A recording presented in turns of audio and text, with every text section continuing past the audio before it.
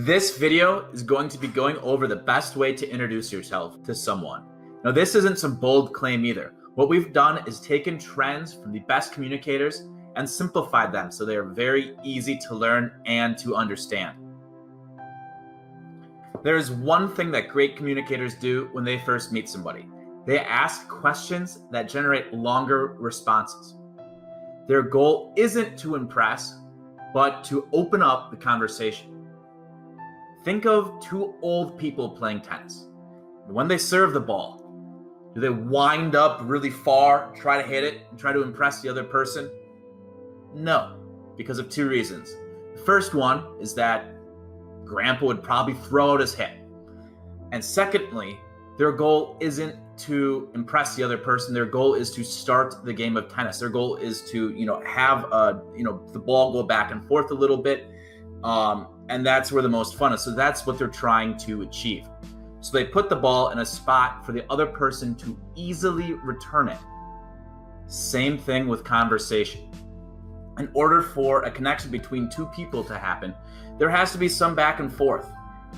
So the great communicators focus this by asking specific open-ended questions. Let me give you some examples. The most generic one and my personal Swiss Army knife is, hey, what are you up to this weekend? What are you doing this weekend? What did you do this past weekend? Something along the lines of the weekend.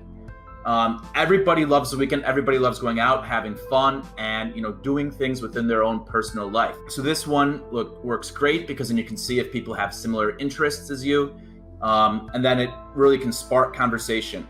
For example, you're at a business conference. Hey, what brings you to this conference? Oh, I'm here to see X, Y, and Z speaker, or I'm here to learn more about this. I'm here to learn more about that. Oh, great, me too.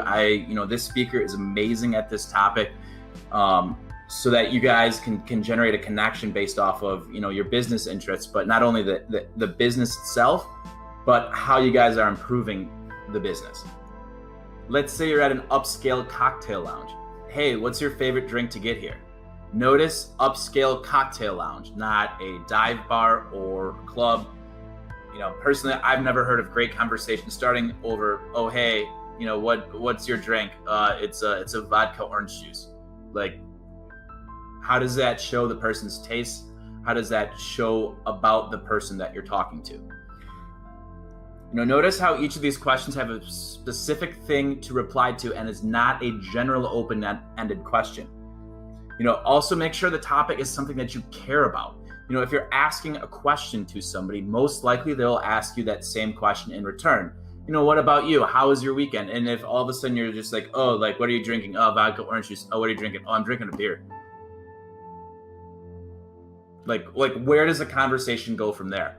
And that's what great communicators do, is that they focus on these open-ended questions, but in a specific region of things that they care about that a lot of people can relate to really open up and spark conversation. This sounds great. However, how do I, start practicing this, or how do you guys start practicing this to incorporate into your everyday life? The easiest way to do this is to start up conversation with employees with places that you visit. For example, you've got Starbucks, you've got Chipotle, you've got, Uber. Uber is a perfect example too, because you're stuck in that car with the person for 10, 15, 20 minutes.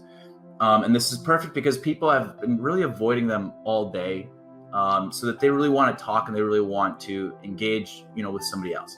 And just a quick disclaimer here, they might be with their boss, they might be with somebody that, could fire them. So they might be restrained about what they talk about. So for example, hey, if you ask them how their weekend was, they might not seem like a party animal in front of their boss. So they might reply with a safe answer, it was good, or, some boring stuff. So, expect yourself to be the one that's sharing first. So be a little safer on your questions.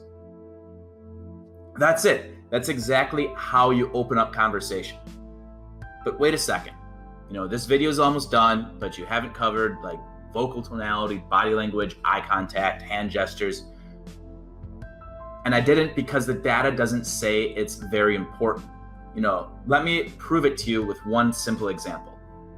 Would you rather talk to somebody that has great communication skills, but has, poor body language, poor eye contact, poor hand gestures, or would you rather, talk to somebody that had, poor communication skills, but great body language, great eye contact, great hand gestures. So for me personally with this, I would take the better communicator 10 days out of 10, just because there's going to be a connection there. I'm going to feel something with that individual, but that's just me. I could be wrong. You guys, could feel differently.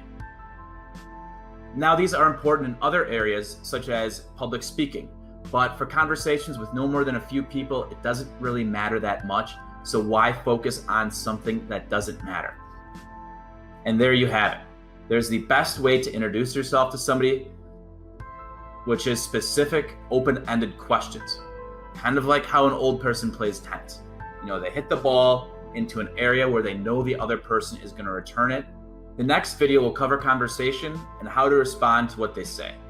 This will take what you've learned in this video and take it to another level, as you can build off the response that they have and can keep the conversation going for hours. If you want to, if you think the other person is boring, you can just jut out after a couple minutes.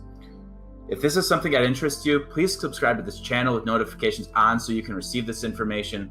Just as a side note, YouTube's algorithm doesn't really like small channels, and what they're trying to do is, really drive revenue. So they, feature the best channels, which makes sense. It's a smart business move for them.